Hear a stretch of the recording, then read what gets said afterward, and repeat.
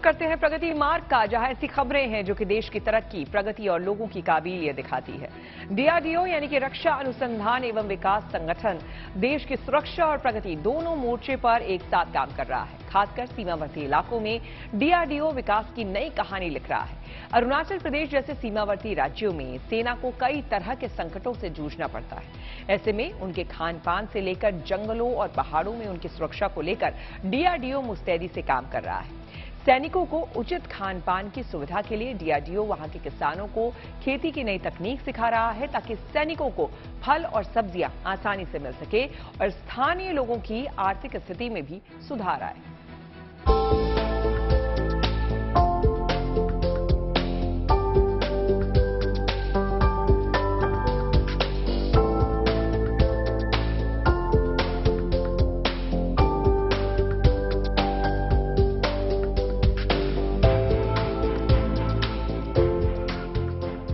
प्राकृतिक खूबसूरती को समेटे ये तस्वीरें अरुणाचल प्रदेश की हैं, जहां डीआरडीओ भारत के विकास की नई कहानी लिख रहा है। सीमा पर सैनिकों की मदद के लिए ये जहां एक ओर नए नए हथियार और तकनीक विकसित कर रहा है, तो वहीं दूसरी ओर चीन की सीमा से लगे पूर्वोत्तर राज्यों के लोगों के जीवन को आसान बनाने के लिए रोजगार के साधन भी तैयार कर रहा है। उन्हें जीवन यापन की व्यवस्था के लिए नई तकनीक से रूबरू करा रहा है। इस वक्त हम लोग अरुणाचल प्रदेश के सलारी में हैं और ये डीआरडीओ की रिसर्च लैब डीआरएल का हिस्सा है। लोगों को लगता है कि डीआरडीओ सिर्फ टेक्निक भारतीय सेना को मुहैया करा रहा है, हथियारों में और नए नए जो टेक्निक्स हैं, इन्वेंशंस है, उसमें मदद कर रहा है, लेकिन नई तकनीक दूसरे क्षेत्र में भी है जो किस तरह से भारतीय सेना और हाई ऑल्टीट्यूड में रहने वाले लोगों को सहायता पहुंचा रही है।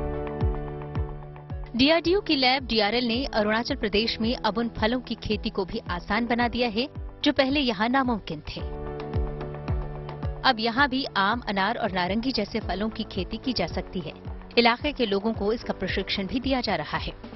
बेसिकली यहाँ पे जो मुख्य उद्देश्य था इस सेंटर का, मिलिट्री और सिविल के बीच में एक फ्यूजन को क्रिएट करना, जिसके माध्यम से लोकल लोगों के स्किल को इन्हेंस करके एक सप्लाई चेन मैनेजमेंट जो आर्मी यूनिट्स का होता है उनको मेंटेन करना, विशेषकर ऑफ सीजन के समय में, ताकि उनकी सस्टेनेबिलिटी को मेंटेन किया जा सके। उसी तरह उसी के परिप्रेक्ष्य में हम लोगों ने 4 की एरियाज पे हम लोगों ने फोकस किया है। एक तो है हमारा नोवल फ्रूट प्लांट्स के ऊपर काम करना, दूसरा है प्रोटेक्टेड कल्टीवेशन के ऊपर काम करना, उसके बाद है हमारा स्ट्रॉबेरी कल्टीवेशन के ऊपर, और ग्रीन हाउस कल्टीवेशन के रूप में हमारा कार्य अभी चल रहा है। इसका फायदा ये हुआ है कि अब लोगों को आर्थिक मदद तो मिल ही रही है, पलायन भी रुक रहा है। सालारी के अलावा तवांग में भी डीआरएल की एक यूनिट सब्जियों और फसलों पर काम कर रही है। डीआरएल के वैज्ञानिक किसानों को लगभग 10,000 फीट की ऊंचाई पर भी ग्रीन हाउस तकनीक से स्ट्रॉबेरी, गोभी, पत्ता गोभी और कई विदेशी सब्जियां उगाना सिखा रहे हैं और किसान इसका फायदा भी उठा रहे हैं। हम हाई क्रॉप फार्मिंग करके उससे हमको अपना जो है आमदनी जो है बढ़ाने में काफी मदद मिला है। और साथ में जो यहाँ का जो पहले जो हाई क्रॉप फार्मिंग करने के लिए यहाँ में जो सीड्स का प्रॉब्लम होता था, तो वो सीड्स भी हमको डीआरएल के द्वारा मतलब प्रोवाइड किया जाता है, तो उससे हमको काफी लाभ मिला है। बहुत फायदा हो रहा है। ये डीआरएल से बीज भी मिलता है, पॉली भी मिलता है, तो उसे लगा कि मीन्स बहुत फायदा हो रहा है, तो उसे सेलिंग भी होता है हम लोगों का। मतलब अभी यहाँ में डीआरडीओ आके हमको सर ट्रेनिंग लिया जाता है, तो हमको उससे उनका ट्रेनिंग से हमको बहुत बेनिफिट हो रहा है। तो हम जैसे उन्होंने इम्प्लीमेंट करने के लिए बताते हैं सर, उसके हिसाब से हमने इम्प्लीमेंट करके उसको देखता हूँ, तो उससे हमें काफी फायदा होता है। वहीं डीआरएल तेजपुर में सेना के लिए हाई एल्टीट्यूड पर पानी की जरूरत और बायो टॉयलेट पर काम कर रही है। यहाँ चिली स्प्रे और चिली ग्रेनेड भी तैयार किए जा रहे हैं। जंगल वॉरफेयर के सामान जैसे स्नेक रिपेलेंट और मल्टी इंसेक्ट रिपेलेंट भी तैयार किए जा रहे हैं। ये सामान खासतौर पर पूर्वोत्तर के जंगल में तैनाती और लड़ाई में सेना के लिए खास मायने रखते हैं। डीआरएल ने हाई ऑल्टीट्यूड में सेना के लिए बायो टॉयलेट्स भी बनाए हैं। इसके अलावा पहाड़ों पर सेना के पीने के पानी के लिए खास तौर पर तैयार वाटर टेस्टिंग किट और आयरन रिमूवल यूनिट भी सेना को सौंपी जा चुकी है।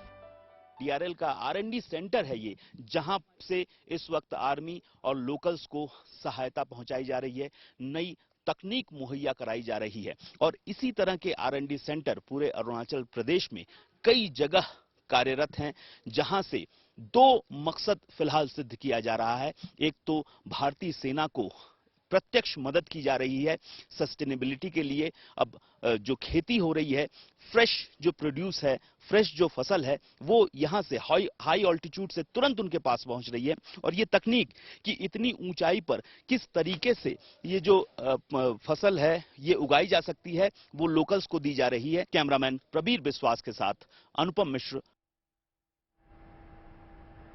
और अब बात महिला शक्ति की। महाराष्ट्र में कुछ महिलाओं ने नया कीर्तिमान बनाया है। Maharashtra state road transport corporation में 28 महिला बस ड्राइवर्स में शामिल होने से एक नए युग की शुरुआत हुई है।